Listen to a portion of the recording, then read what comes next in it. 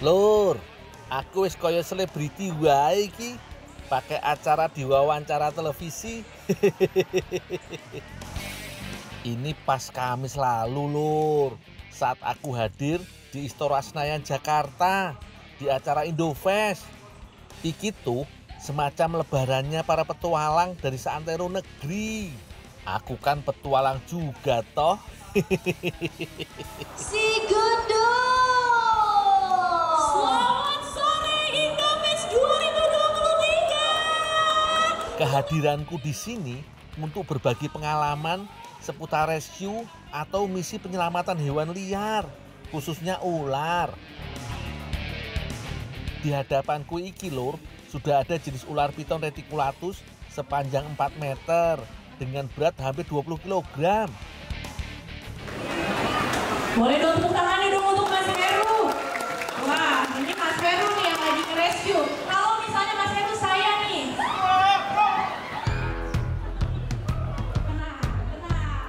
Tenang semuanya. Kita lihat. Bikin geger ae. Maaf ya, Lur. Kuncinya adalah tetap tenang. Jangan bergerak karena bisa membuat ular lebih agresif. Ular piton iki memang nggak berbisa, Lur, tapi lilitannya sangatlah berbahaya.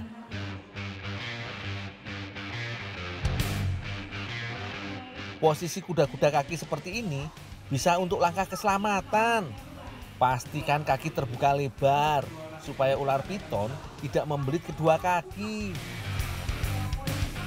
Kalau semisal badan yang terlilit, usahakan lindungi bagian leher supaya kita bisa tetap bernapas dengan baik.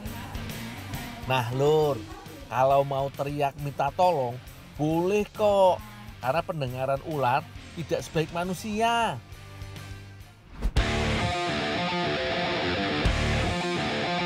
Gimana rasanya hasil lilitan di kaki? Iya lumayan menekan banget, kayak aduh Kayak lagi dipijit ya? diikat, bener diikat. Oh, lagi diikat. Mas, Iya, tekanannya lumayan tinggi banget. tekanan. Oke. Kita lepasin boleh tepuk tangan dulu yang meriah.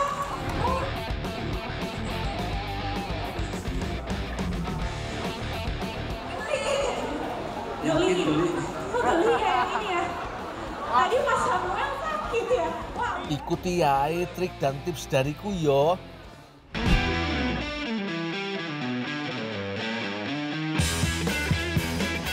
Iki yang namanya ular genteng atau ular cicak. Jenis ular yang paling sering masuk ke dalam rumah. Sesuai dengan namanya, ular iki biasa masuk ke rumah lewat celah genteng atau tembok untuk mengincar mangsa seperti cicak di dalam rumah. Ular genteng iki bisa juga kok diusir pakai sapu dan pengki. Setelahnya bisa dibuang di hutan atau tempat aman yang jauh dari pemukiman. Pokoknya, Lur, saranku sih anggap saja semua ular berbisa dan berbahaya. Jangan menantang maut dengan sok berani atau sok jagoan. Dan serahkan masalah pada ahlinya yo.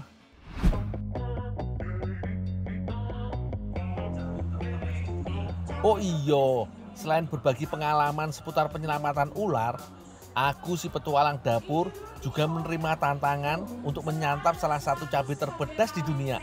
Namanya Carolina Reaper. Krenyes tuh katanya. Nyes. Gimana Mas? Wah, ini aku udah pedesnya ke sini nih masalahnya nih. Yang aku denger sih, satu buah Carolina Reaper setara dengan 20 sampai 100 cabai rawit setan. Kebayang toh pedasnya kayak apa?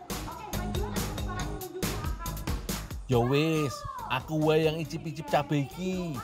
Buat penonton, tantangannya cukup makan ayam level pedas yang udah umum wae. Boleh tepuk tangan yang sekali lagi untuk Mas Heru. Waduh.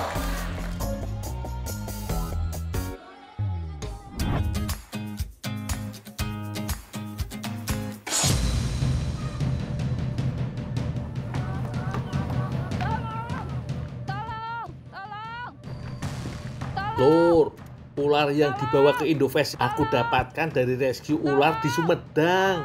Ada yang minta tolong ya?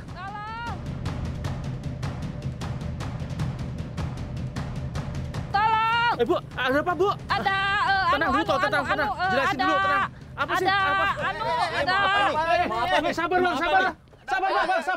Sabar dulu, Bang. Mau berbuat kasus ini? Enggak, Bang. Enggak benar. Kenapa, Bu? Itu ada. Itu aku juga belum tahu. Orang. Oh, makanya dengerin dulu. Gimana Bu? Mana Bu? Oh, main tuduh aja. Itu lu, tuh. Gawat iki, Lur. Ada orai alias ular masuk ke kandang ayam milik Bu Dewi. Kandang hewan ternak yang menyatu dengan alam seperti iki memang rawan dimasuki oleh hewan liar seperti ular.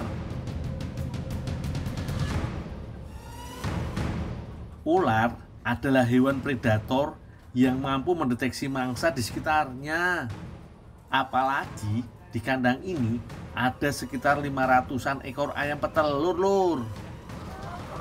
Hati-hati dulu. Ini udah makan ayam belum nih ya? Ini ular mau makan ayam nih.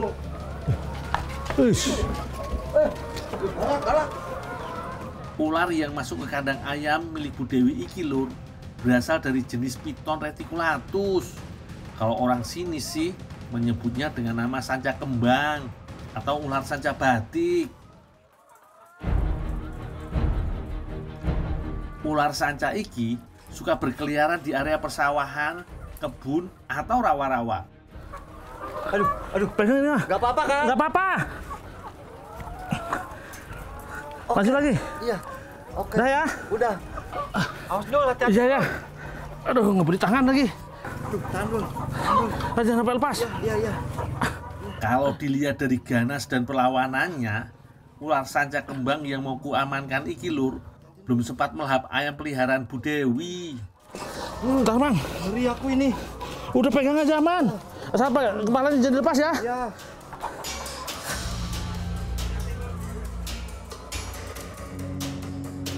Aduh. Mang, bantuan ya, Bang. Dion dulu lah. Aduh, sampai merah nih, kebelit. Oh, sampai merah nih.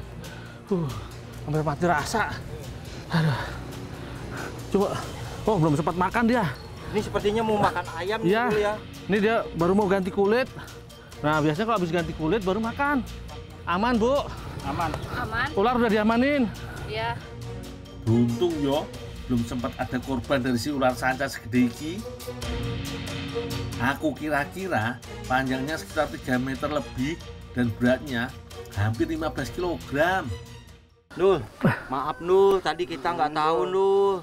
Ibunya teriak-teriak, dikira kita Nul itu mau berbuat sesuatu. Nah itulah. Jadi jangan asal main tuduh, jangan asal tahu-tahu langsung nyerang. Iyo Kang, aku maafin. Namanya orang gak tahu, yo gak apa-apa. Lain kali, ojo main hakim sendiri yo. Nah Bu, nih ular udah ketangkep Bu. Ini sebenarnya nggak apa-apa Bu, ini ular nggak berbisa sih. Iya, makasih. Tapi memang kalau besar gini, kalau gigit sakit banget. Terus belitannya juga kuat. Ular iki, Lur, sedang menuju fase pergantian kulit.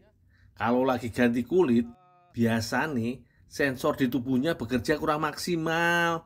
Sehingga si ular kurang peka dengan keadaan di sekitarnya. Tapi setelahnya, ular akan sangat ganas karena kelaparan.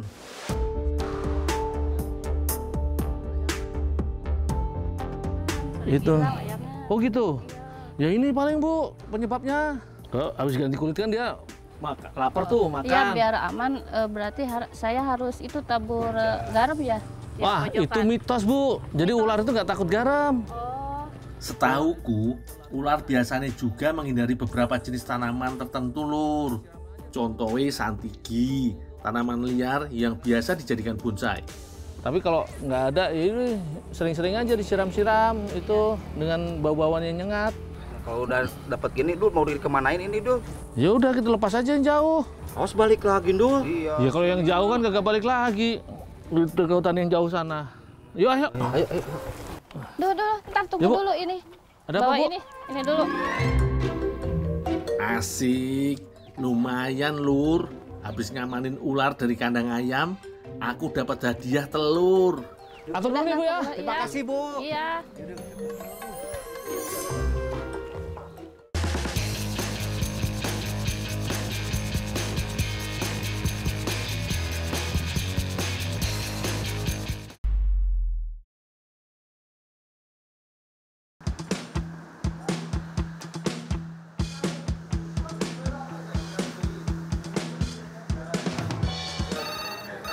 Wah, ada telepon pengaduan yang masuk iki. Ada kejadian opo yo?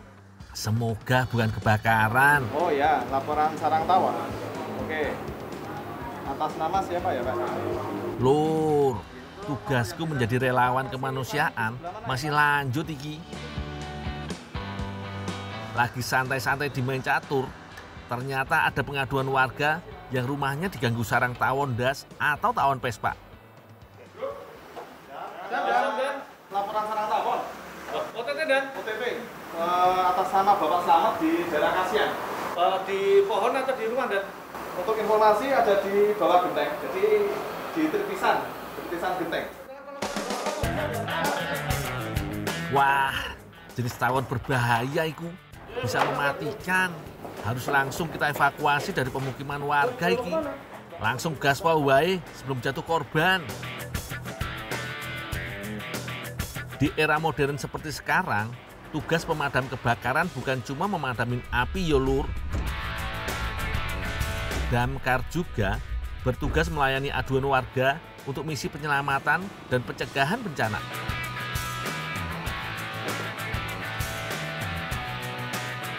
Salah satunya yang rutin dilakukan teman-teman Damkar Bantul, Yoiki, melakukan operasi tangkap tawon atau biasa disebut OTT. Kegiatan ini termasuk tindakan preventif atau pencegahan sebelum jatuh korban sengatan lebah ganas di pemukiman padat penduduk.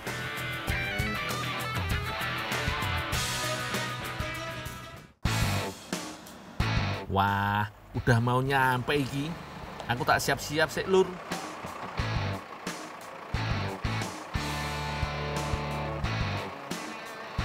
Sebelum mulai tindakan, kita briefing dulu dari komandan Lur.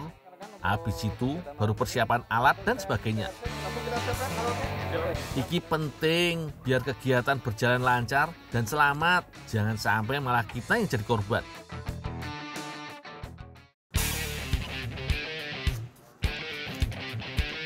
Tawon Vespa apinis atau yang lebih sering disebut tawon das iki berbahaya Lur. 2-3 sengatan bisa menghilangkan nyawa korban. Makanya butuh tindakan terukur untuk menghancurkan sarangnya. Salah satunya menggunakan obor api yang terbuat dari kain bekas yang disiram minyak.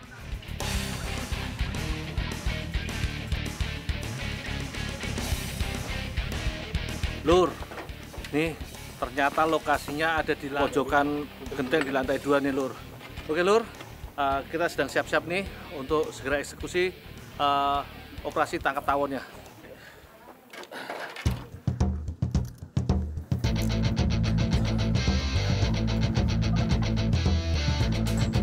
Kalau persiapan sudah matang, sekarang kita lihat lokasinya. Wah, ternyata ada di atap rumah Lur. Rodo susah iki. Wes, biar aku yang naik. Ingat yo, ini bukan untuk ditiru. Tim Damkar melakukan operasi tawon dengan peralatan safety sesuai SOP. Dan harus diingat, melakukan operasi ini hanya bisa dilakukan malam hari saat tawon tidak terlalu aktif. Kalau siang-siang, yo dijamin aku juga tidak berani Lur.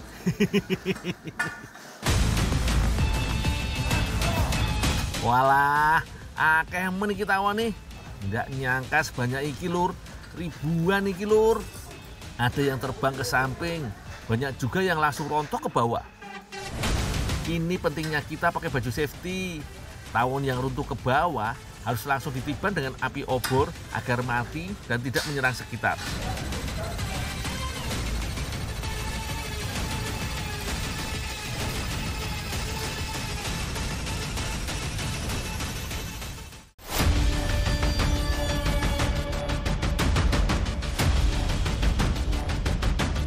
Tuh lihat, besar-besar banget tawon dasi toh. Tawon ini adalah jenis predator. Sangat berbahaya kalau menyerang secara berkelompok. Tawon Vespa iki punya keahlian khusus memanggil kelompoknya apabila sarangnya diserang. Jadi bisa saja menyerang balik saat sarangnya sudah runtuh sekalipun. Korban yang kena sengatan skala kecil akan menyebabkan korbannya alergi sedang hingga berat. Tapi sing paling ngeri kalau mereka menyerang berkelompok. Iki bisa mengakibatkan korban menderita edema paru dan gagal ginjal akut yang bisa menyebabkan korbannya meninggal, Lur.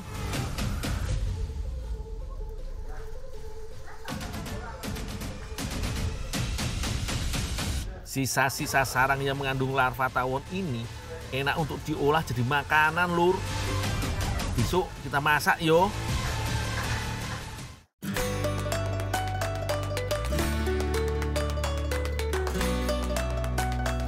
Sesuai janjiku tadi, hari ini aku mau masak sajian kuliner khas Thailand dari larva tawon Vespa.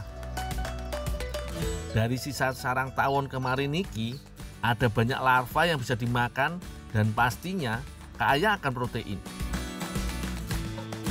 Kandungan gizinya bahkan bisa disejajarkan dengan daging sapi, Lur. Cuma yo rada ruwet misahin larva dan sarang lebah ini. Meski sabar.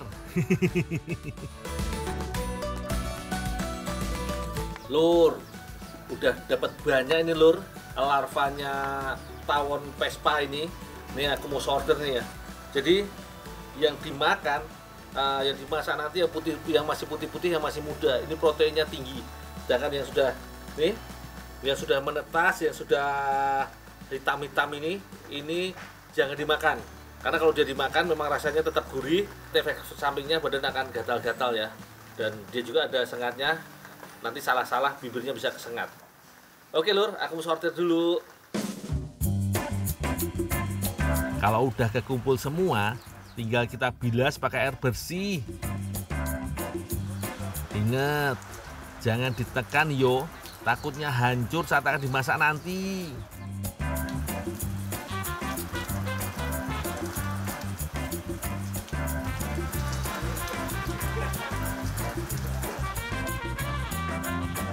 Biar tidak gampang hancur, larva mesti digoreng dulu dengan minyak banyak sampai tenggelam.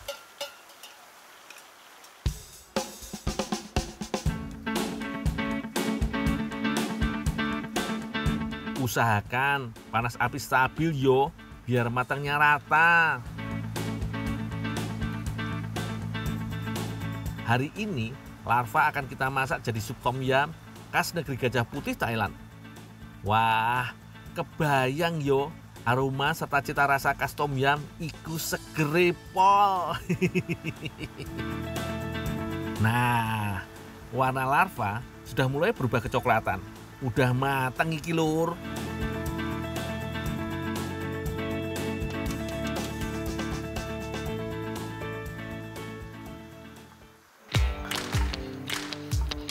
Di dalam dapur udah ada Mbak Onet dan Ibu Susi yang lagi asik nyiapin bumbu masakan tom yum. Buat bumbu utamanya, cukup menyiapkan bawang putih, bawang merah, cabai merah keriting, cabai oren, daun jeruk, daun bawang, dan jeruk nipis. Ada juga jahe, kemiri, dan batang serai biar aroma masakan makin sip. Sementara untuk isiannya, ada jamur dan bakso ikan.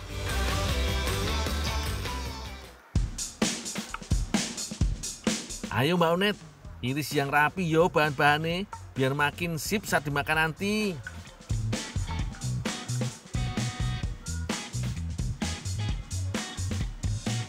Mbak Ani, ya? Ini Mbak, larva tawonnya udah tak goreng Mbak. Tolong dimasak ya Mbak ya. Makasih ya, Dul. Makasih Mbak. Sementara semua bumbu harus diulek dulu sama Bu Susi. Ulek sik lembut ya Bu. Tom yum kali iki mau tak bikin pedes pol biar makin seger nanti. Nah, kalau semua bahan sudah diiris dan bumbu sudah halus, langsung wae dimasak Mbak Onet. Aku wis lapar banget iki.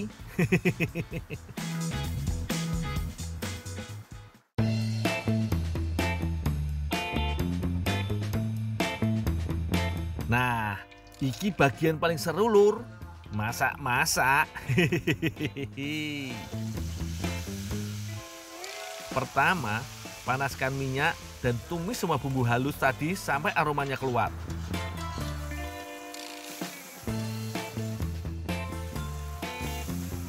Masukkan batang serai yang sudah digeprek tadi yo. Habis itu masukkan bakso dan jamurnya. Tumis terus sampai tercampur rata.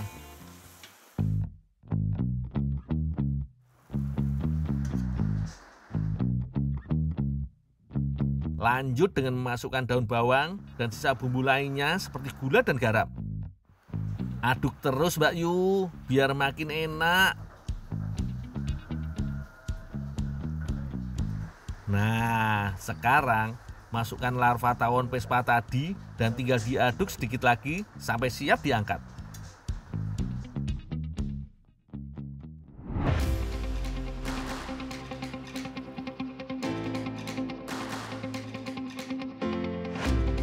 Wih, siapa yang tidak lapar lihat makanan enak kayak gini? Aku aja udah keroncongan iki Lur. Kita makan bareng teman-teman Damkar Bantul yo. Meskipun aku cuma relawan, tapi teman-teman Damkar Bantul iki selalu menerima dengan tangan terbuka. Mereka adalah orang-orang yang mendedikasikan hidupnya untuk kemanusiaan.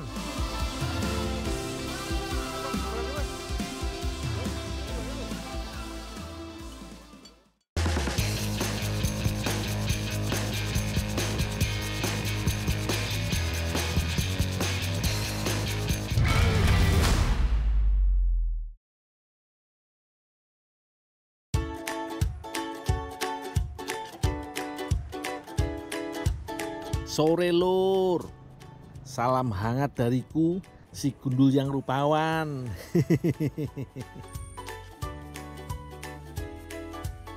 Hari ini aku lagi di Plaju Lur, Kecamatan Plaju, Kota Palembang, Sumatera Selatan.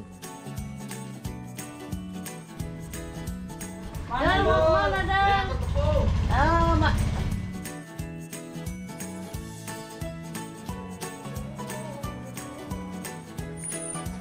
Kamu nih ya Dul, dari mana? Iya, aduh, ini tempatku kerja hari ini. Tempat pembuatan mie Lur. Daripada cepet-cepet, terus tumpah di jalan. Sabar toh Pak, 2 karung juga lumayan berat.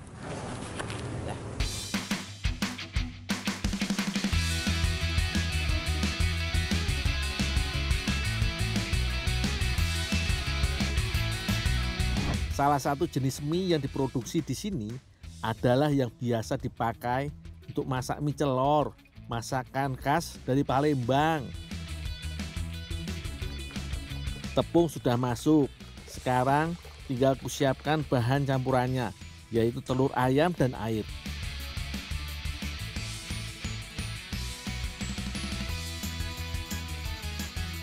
Omong-omong, aku yo udah biasa bikin mie Lur. Dari mie caluk khas Aceh sampai mie dari Singkawang pernah aku bikin. Jadi yo tepat banget toh aku kerja di sini.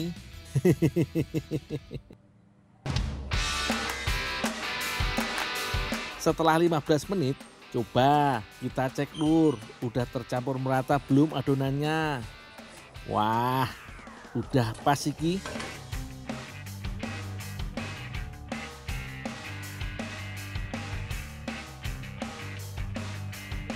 Lanjut giling adonan mie-nya yo.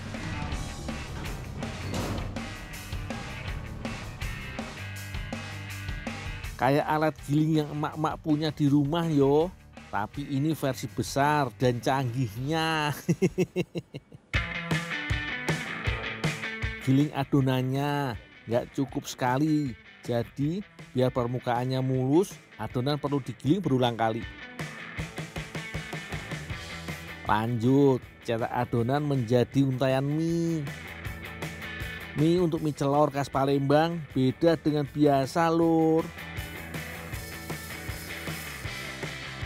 Ukuran mie-nya lebih besar, teksturnya juga padat dan kenyal, Lur. Mie yang masih panjang perlu dipotong-potong begini, Lur, biar gampang saat direbus nanti.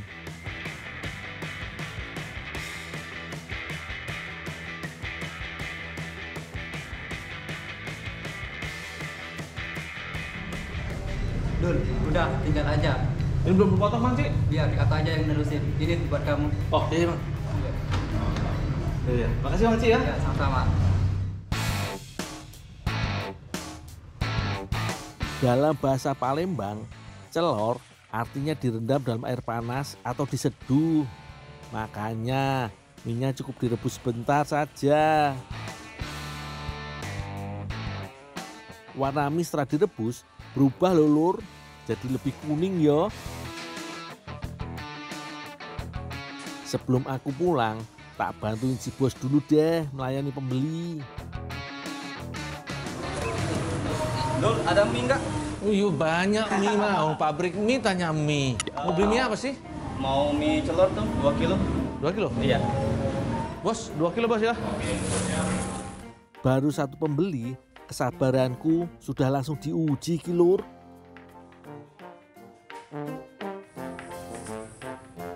Dul, ada bisa gue bantu nggak? Kalau ada yang bisa dibantu, aku aja bantu kerja di sini. Kau minta bantu-bantu lagi, nanti kerjaanku hilang. Mau beli nggak sih? Udah. Tobat, Lur. Kok pelanggan hari ini antik-antik semua yo?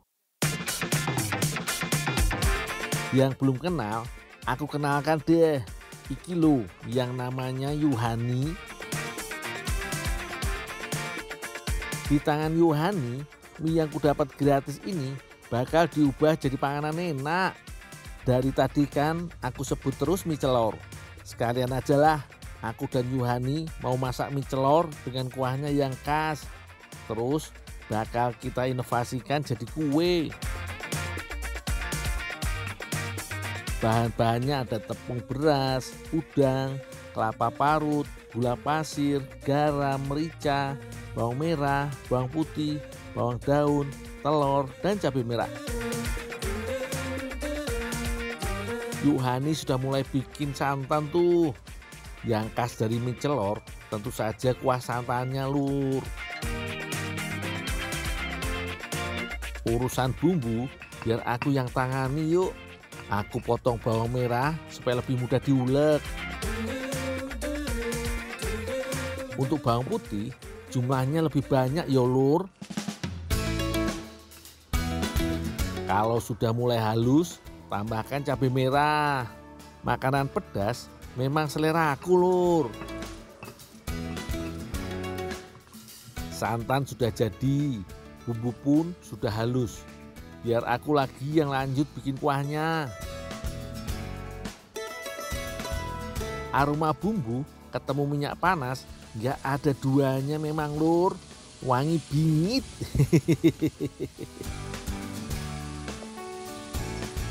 Tambahkan lada putih secukupnya yo. Kalau sudah mateng, baru tuang airnya.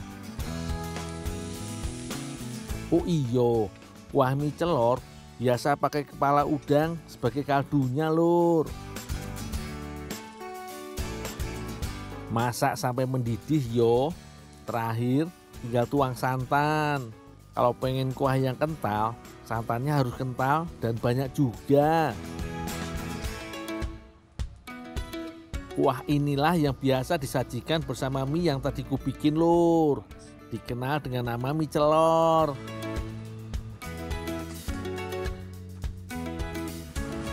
Yuk, nih kaldunya udah jadi yuk. Udah jadi, makasih Andul. Ada yang bisa dibantu lagi nggak yuk? Enggak, itu aja. Tidak, tinggal yuk ya. Ya, makasih Andul. Nah, sekarang waktunya berinovasi. Kuah yang udah jadi Mau lanjut diolah jadi kuah gandus, kue khas Palembang. Saring kuah dulu yo, supaya kepala udangnya nggak ikut terbawa. Bisa dibilang kuah mie celor ini sebagai gantinya air, Lur. Kue gandus iku dibuat dari tepung beras. Jadi tinggal rebus tepung beras dalam kuah mie celor. Nah, iki uniknya kue gandus inovasiku dan Yuhani. Kita tambahkan mie. Namanya juga inovasi, Lur. Boleh-boleh aja toh. Udah cukup kalis nih. Sekarang tinggal masukkan ke cetakan. Kue gandus memang sejenis kue talam, Lur. Setelah ini juga harus dikukus.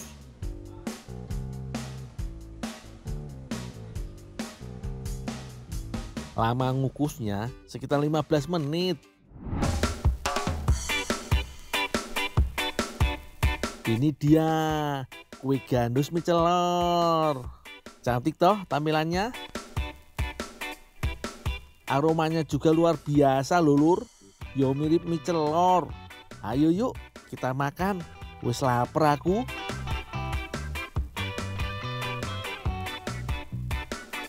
Rasanya gurih. Aroma udangnya pun masih terasa, Lur. Kalau diinovasi begini kan, makan mie celor jadi gak membosankan. Mie celor dalam bentuk kue gitu loh. Enak pol.